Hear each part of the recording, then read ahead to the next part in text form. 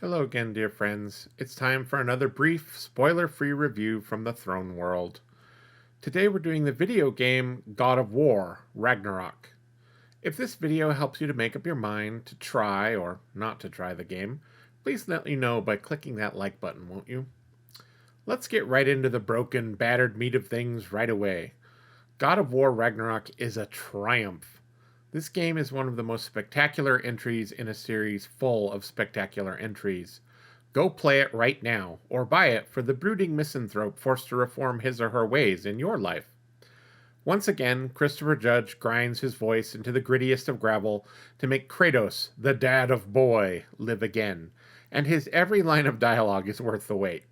Not only that, Judge brings a soulfulness to Kratos that elevates him from a growly anger man to a complex, nuanced character struggling to make the right choices in a bleak world that feasts on weakness and bad decisions. His son Atreus is also there. I don't love Atreus, but he's not terrible. The writing in general for his character just feels weaker. But that's like saying that carbon steel is inferior to adamantium.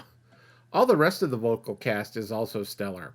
I was especially pleased with Richard Schiff, loved him since The West Wing, and Ryan Hurst, though I shan't spoil who they inhabit beyond I thought they were perfect choices.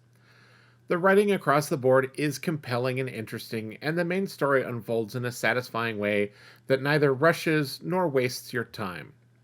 The game is stuffed with side quests and areas to explore, and while I did a lot of these, I by no means completed them all. I found my time with God of War Ragnarok to be about 35 ish hours, but I will confess I got lost a lot and had to backtrack frequently. The biggest nit I have to pick with this game is there are a lot of times where the way forward isn't very clear, and there are actually still areas I never figured out how to access, but I finished the main game, so they obviously weren't essential. One last thing, the game deals with some pretty heavy themes beyond just right and wrong and punching your problems. There is also a funeral at the end, which is pretty heartbreaking, but I shan't tell you whose it was. Only that you may wish to have some tissues close at hand for, when you get something in your eye. I think God of War Ragnarok will be on a lot of people's Game of the Year lists, and I think it deserves it, hands down. I played God of War on a PlayStation 5, and honestly, I never had any game breaking bugs or crashes. Everything ran really well for me. So there you have it. I hope you found this review helpful, and feel free to let me know your thoughts in the comments. It helps the YouTubes know who else might treasure this farm fresh nugget of joy.